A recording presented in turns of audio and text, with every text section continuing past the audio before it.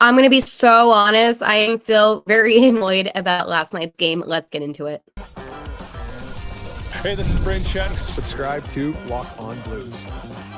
You're Locked On Blues, your daily podcast on the St. Louis Blues. Part of the Locked On Podcast Network, your team every day. Hello, and welcome back to Locked On Blues. I am your host of Locked On Blues, Haley Taylor Simon, talking to you all things about our St. Louis Blues here on the Locked On Podcast Network, your team every day. Today on Locked On Blues, I am still annoyed about last night's loss to the Pittsburgh Penguins. We're going to preview the game against the Wild tomorrow night. And of course, my favorite Friday segment. Well, it's the only consistent segment that I do here on LOB. It is Are We Feeling Blue? Also, make sure to hit that subscribe button down below because we talk Blues hockey 5 days a week, every single week. So it's a lot of Blues hockey. But I do want to let you know that today's episode is brought to you by FanDuel. Right now, new customers can get $200 in bonus bets if your first $5 bet wins. All right. So last night, I know I had Hunter on the show. Hunter is awesome. Him and Patrick do a great job on Locked On Penguins, but their team ended up outplaying the Blues. And it was really about Tristan Jarry. I never would have thought in a million years, right, that would have been the outcome of last night's game, just due to the fact how much Jarry has struggled throughout the season. But evidently, the Blues did lose, and I am frustrated and annoyed. And it's not because I'm annoyed necessarily about the loss. It's the fact that the Blues are in a bad situation now that Colton Parayko is out due to the injury that he has. So I feel like that has kind of really contributed to essentially the problem that the Blues now have. Here's the thing. With Colton Parayko being out, right, the defense took a hit. And in last night's game, I just saw sloppiness. I was not impressed with Tyler Tucker. That was somebody I did take notes on. He had a couple of really bad turnovers that were detrimental to the speed and the momentum of the game. But I'm not just going to blame Tyler Tucker, right? I'm not going to blame specific players because overall it's the whole entire defense. I feel like Suter and Fowler, they stand out to me as the best defensemen on the Blues, which is a really weird thing to say considering the fact that they're the two most elder players on the Blues, right? And players that you wouldn't really expect to be big contributors, but at the end of the day, they did play lots of hockey in this league and they know what they're doing, obviously being veteran players. I just really was hoping that some of the younger guys would develop a little bit better. But here's the thing. The Blues defense is mostly old, and I'm not hating on Justin Folk or Nick Leddy. I'm not trying to do that. And Philip Broberg, he's fine, but he's not going to be, anybody that's life-changing to this team at the moment. And I don't mean that in a disrespectful way. I just mean that in a factual statement type of way. That Philip Broberg is not one of those players where you're like, oh my goodness, this is it. Like, this is the end-all be-all. That's not who he is. And again, I understand the frustration. I am frustrated, and I feel like it's valid, right? It's valid to be frustrated. And, the Penguins are not a good team. Like, I know they have Sidney Crosby and Malkin, and they have good players, right? But at the same time, it's still, you lost to one of the worst teams in the Metropolitan. Granted, the Metropolitan is competitive as well. And I think the Penguins are 5 or 6 points behind the Blues. It's just with how the standings are throughout the two different conferences and divisions. It's a little bit different, right? It varies. However, I still feel like the Blues are the better team. It just wasn't displayed like that last night. And again, and the game against LA, I know that, obviously the Blues got a point, which was good, even though that overtime was horrible. But this team needs points. And now I am even just more concerned about the fact there is no Colton Parayko. And I don't know who's going to hold the defense together. And I feel like leadership on the Blues has been a talking point that we've had for a while. And I I struggle with this one a lot because I do feel like offensively they have that leadership, right? Um, obviously, Braden Shen, Robert Thomas, even Bushi, but defensively, I just don't see that same momentum and that same boost that the offense has. And that's my number one issue. And in last night's game, they had a lot of opportunities. They had a lot of shots on goal. And especially in that first frame, I want to circle back to the first period, by the way. And what frustrated me was the positioning, everything that they were doing was right. They just weren't able to get the puck behind Tristan Jarry, which, again, he had a great game. I'm not going to deny that. Crazy season for him being in and out of the AHL, but he ended up playing a great hockey game. You can give kudos sometimes to players that actually, deserve it, right? And I think that's why I just have this sense of frustration. It's not because I feel like the Blues didn't have opportunities. It is the opposite in the sense that the Blues did have opportunities. They just weren't able to capitalize on them. And that's when you have to be a little bit more creative and find ways to score. And they couldn't do that. And that was my issue. They just could not find ways to get the puck behind Jarry, and they had to be a little bit more creative. But at the end of the day, you also need to be stronger defensively, because I feel like it was what the Penguins' second goal I went to say, like that one was preventable. But then it trickles down, and then Jordan Binnington ends up getting pulled, and you put Joel Hofer in, and I understand that, right? They want to relieve him. But at the same time, it just did not need to happen the way that it happened. And I'm not trying to be too negative, but again, we talk about how valuable points are, right? We talk about this all the time here in Locked On Blues because obviously the Blues are really trying at this point to get that second wild card spot in the West. And that's the issue, is when you don't gain any points against teams that are not that good, you go down this bad hole, and you beat teams or you get points against teams that are good. So it's very frustrating. I am frustrated. I'm not, but I've accepted that, and I'm allowing myself to feel annoyed about last night's game. And it's just mostly frustrating. And during the game last night, um, yeah, like I just did not feel like the Blues had any urgency in the last 2 minutes. And this is also another thing that really bothered me, was it wasn't necessarily the fact that the boys lost the game, right? It was more the fact that the boys just kind of didn't look maybe as motivated. And I'm not trying to say that in a mean way, but for instance, last night's game, I tweeted, I'm frustrated. Where's the urgency? I miss Colton Parayko. We need the points. I shouted out Holloway, but that was where my head was at. It was more frustrated. You have a couple minutes left. Coach doesn't call timeout until 22 seconds left. And you needed to call the timeout prior to that. You needed the guys to regroup and refocus. And for me, that's what bothered me. And I trust Coach Jim Montgomery. I'm not denying that. Like, he's a great coach. However, I just felt like the players weren't just playing urgent enough. I don't know.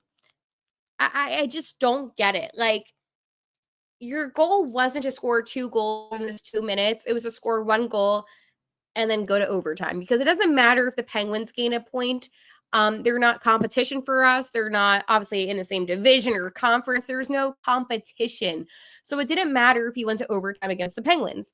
You're guaranteed a point, which is really good and valuable. And then you have the opportunity to get 2 points. Now, maybe my mindset would be a little bit different if it was against a team like the Wild, who I'm going to end up talking about, but it wasn't. It was against a team that's very irrelevant to us here. And that was the mindset. 1 goal, go to overtime, get the job done, go to a shootout, whatever, but you at least get a point. To not get a point, I think, just kind of hit me hard. And I'm like, wait, this team is the same team that lost to the Flyers. They split the Islanders. They don't play well against teams that are not good teams. And I'm not trying to be disrespectful by any means, but it's hard for me to justify this team going to the playoffs when I truly think that they just don't have maybe enough talent to do so. So I'm going to talk about the Wild. The Blues play them tomorrow night in Minnesota, and it's going to be a tough game, but hopefully the Blues are able to gain at least. But before I talk about the Wild, I want to talk to you about my friend at Trade Coffee, okay? If you're like me, your mornings have to start with a good cup of coffee. But I got tired of settling for grocery store brands that just weren't cutting it. That's why I turned to Trade. And let me tell you, this coffee is next level. Trade is the #1 specialty coffee marketplace in the US, bringing you fresh coffee from over 50 of the country's top roasters. Their experts have taste tested thousands of coffees, curating over 450 amazing roasts. Whether you're new to coffee or know exactly what you like, they'll handpick the perfect match for you. I took their quiz, and under a minute, they matched me with a roast that was fresh, smelled incredible, and guess what? It tasted even better. So this is what you need to do. Right now, Trade is exclusively offering our listeners 40% of your first order at drinktrade.com/lockedon NHL. That's drinktrade, TRADE.com/lockedon NHL for 40% off your first order. drinktrade.com/lockedon NHL. The Blues play the Wild tomorrow, and I have to tell you, I do not feel good about this. Here's the thing with the Blues, right? I really want to be optimistic. I really, really want to be positive, and I want to think the best. Do I actually think that? No. And it's not because I'm trying to be negative. I'm trying to be, but I feel like ever since Colton Parayko's been gone, honestly, this team just does not look the same. So I don't know if I feel like this is going to be something that I feel confident about. However, I do understand that this is going to be a tough game for the Blues, and this is why the Blues need to win tomorrow night. Here's the thing. When the Blues and Wild meet, I feel like it is a good game. And I feel like the two teams, they do bring out a lot of good in each other, which for me is something that I look forward to, considering the fact that I love hockey and I like good hockey. But tomorrow's game just kind of gives me we're going to lose badly vibes. And I'm not usually a vibes person, right? I'm usually very realistic with you. However, right now, the Wild, there's 37, 24, and 5 this season. It has been all Minnesota. In October, Minnesota. In November, Minnesota. And guess what? In January, Minnesota. But it's like, I still feel like the two games, like the November and January game, they were still good games. But yeah, the Wild are now 3-0 in the series this year. So not so great. And then you have the goalies. You have Philip Gustafson, who I think is a great goalie, right? He has a 915% save percentage, which is unbelievable. Obviously, my boy Marc-Andre Fleury. I know what you're going to say. Haley, you like Marc-Andre Fleury. Everybody knows that I have a sweater of him from the VGK because I couldn't get the Penguins one. We all have players that we don't like the team that they're on. Like, I don't like the Golden Knights. We know that. I make that very obvious. But you still can like a certain player. So, yeah, it is what it is. But let's go talk a little bit breaking down these two teams right now because it is interesting. Both of these teams are kind of the same on the power play. Obviously, this is not Minnesota's strong suit at all. The PK, same thing. The Blues were a little bit better, but the one thing that I say the Blues are great at is the faceoff. The team does really great in the faceoff. But here's the thing. The thing that Minnesota is able to do, believe it or not, something that the Blues can't do is score. And that is the problem. The Blues need to find the net. When the Minnesota Wild play the St. Louis Blues, they're able to find the back of the net and actually score. The Blues don't. And that's the issue, is that Minnesota has a more strong, dynamic forward core. The Blues, they pass the puck around a little bit too much. The one thing about the Wild and watching Wild hockey is that they're very aggressive around the net and they're not playing around, right? They're not passing the puck back and forth. They're actually taking shots on goal, which is something that the Blues need to do more. But at the same time, you also can't count out how tomorrow's game is going to go. I mean, obviously right now, right, the Wild, they did lose yesterday in overtime to the Rangers, and they won in a shootout against the Avalanche on Tuesday. However, when the Penguins played the Wild last Sunday, the Penguins won 3-1. So I guess maybe the pattern here is Pittsburgh is able to beat a lot of the teams from the Central Division. That's what I'm getting at right now. But that to me was a good sign because, again, the Wild, as I said, they're still a good team. But I look back to the end of February and Utah beat them 6-1. Avalanche beat them 5-2. Now, why am I saying that to you? Because it is possible for the Blues to get one win out of the 4 games these two teams play each other in a season. Right now, I know the Wild lead 3-0, but at the same time, I feel like we've seen a lot of the Minnesota Wild. We kind of know what they're about. And I feel like we cannot count out the St. Louis Blues. And we do that a lot time to time. Maybe not you. Maybe it's just like a me thing. But on this podcast, I'm honest about maybe how I feel. Maybe about how I'm previewing things. And again, I'm not saying this because I'm trying to be negative. I don't want to be negative. My intent is to not be coming on this podcast every single day and finding something to be upset about. That's not me. What is me, though, is me being realistic with you. It's me talking to you about why I feel the way that I feel, right? And here's the thing. Minnesota, right? They have a 12-9-2 record in the Central Division.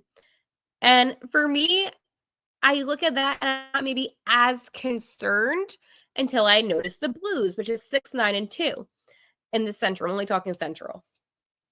The reason why I say those numbers to you is because obviously divisional hockey, it's a different kind of animal, right? When you play teams that are in different conferences, even different divisions at this point, there's not this maybe sense of competitiveness. That's why when the Blues play the Stars, even when the Blues suck and the Stars have been really good lately, it's still great hockey because there's this extra sense of competitiveness. So that's what gets me even more excited about tonight. I mean, tomorrow night. I said tonight. I thought it was almost Saturday. But anyways, Dylan Holloway, he's been a standout to me. 21 goals and 27 assists for the Blues. And again, I was not expecting Holloway to hit that number this season. I wasn't. I think I said he was going to hit 15 goals.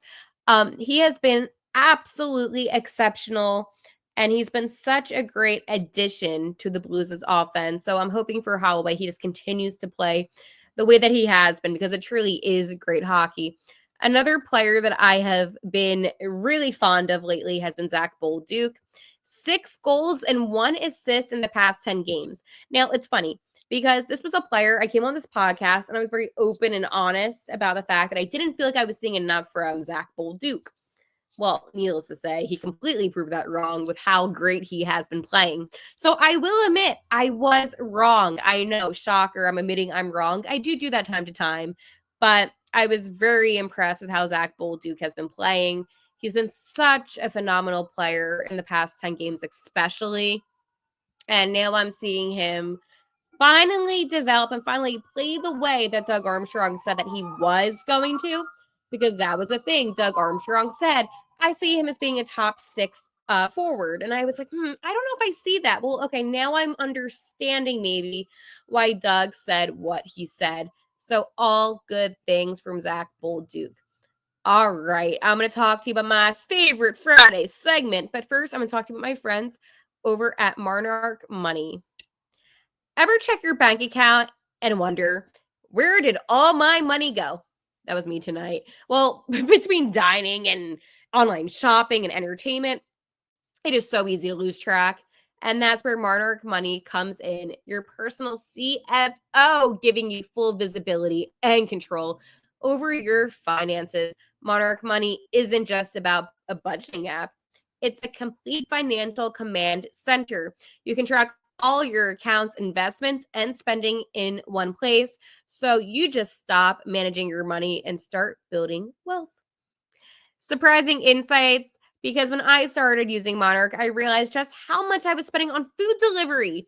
Now I budget smarter, and guess what? I save more.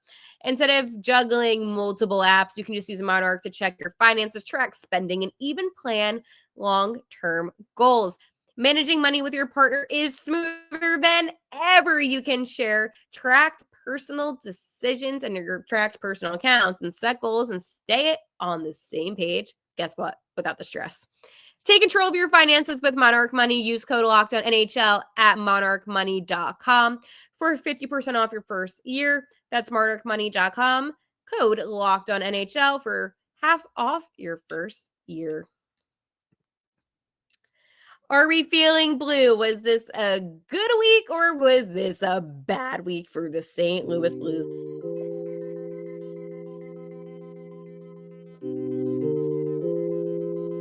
Well, folks, I have to tell you, this to me was not that good of a week. The problem with the Blues right now is we did lose Colton Parayko, and losing Colton Parayko obviously is one of the worst things that can happen to the St. Louis Blues team. However, I want to say this. The Blues didn't play, obviously, that many games this week, right? Because the game against the Kings was on Saturday. So I guess that was the day after filming my Friday episode. And then, obviously, the loss to the Penguins, lost to the Kings. It was just a really bad overtime loss. I know I touched on that one. But it was unacceptable. 30-some seconds in, you should not be losing in overtime like that. Then we have casino night. As I said, the guys do such great things for charity in St. Louis, benefiting the children's hospital. So for that was positive. That was good. I like philanthropy, so I always encourage the boys to do something like that. I honestly thought maybe the vibes of casino night were going to inspire the guys because they got to see people from all over St. Louis and beyond coming to support them. However, that did not happen when the Blues did lose evidently 5-3 to the Pittsburgh Penguins last night. And I'm not really feeling super positive right now as we're looking ahead to playing the Minnesota Wild on Saturday night. And then the Blues are also going to be hosting the Anaheim Ducks Sunday night for a 5 p.m. puck drop. And that's where Captain Braden Shen will be honored with his 1,000th game. And for me, I say that that's a game that the Blues should win. I feel like there's going to be a lot of momentum and energy in the building with Shenner's honor. Then the Blues hit the road and they go to Nashville next Tuesday, and then back home next Thursday hosting the Canucks. It is a lot of traveling for the St. Louis Blues team. But again, I feel like if there is any time where the Blues could thrive, it's going to be against the Anaheim Ducks, and that's going to set them on the right path. I do worry, though, about tomorrow night's game. That is my biggest issue right now, is the fact that the Wild are a good team. It's a team that I look at and I think to myself, okay, how are the Blues going to get themselves out of this one? Because at the same time, I want to look at the standings right now because I feel like this is an important conversation. The Wild want to win because they're in the first wild card spot right now in the West, 79 points. And then with 81 points, the Avalanche are in third in the Central. So I feel like the Wild, they want to get back because they were in the third spot for such a long time. So that is why I'm assuming, I mean, obviously all these teams are going to play competitive, but the Wild have a reason to. And then right now with the Blues, well, folks, I have to tell you, it's not looking good. Utah is now ahead of St. Louis. They have 69 points as well. And it just gets worse. Why is that? Because Vancouver has 71 points and this Flames do as well. So that is why I'm not feeling as good, because now we're 3 spots behind the playoff spot. So as I said, I like to look at this thing called looking at the entire league, right? Because for me, it's not just about, maybe for you it is, it's not just about, the conferences. It is about the entire league. And that is why right now when I pull this up, and I'm going to get very annoyed, as I do, in 21st, it is the Blues So how many spots would we get? So 1, 2, 3, 4, 5, 6, 7, 8, 9, 10, 11, 12, 12 overall in the draft, which is, yeah, that's reality. This doesn't seem like a playoff team. So, yeah, that's the reality of it. All right, folks, I will talk to you ahead of Sunday's game for a little specialty. It might be like a 5-minute thing. I don't know, but I want to give a reaction to Braden Shen's ceremony because he deserves all of the praise because that is a Blue forever. When he didn't want to waive his no trade clause, that just solidified to me that he is a forever Blue. All right, I will talk to you soon. And like always, let's go Blues.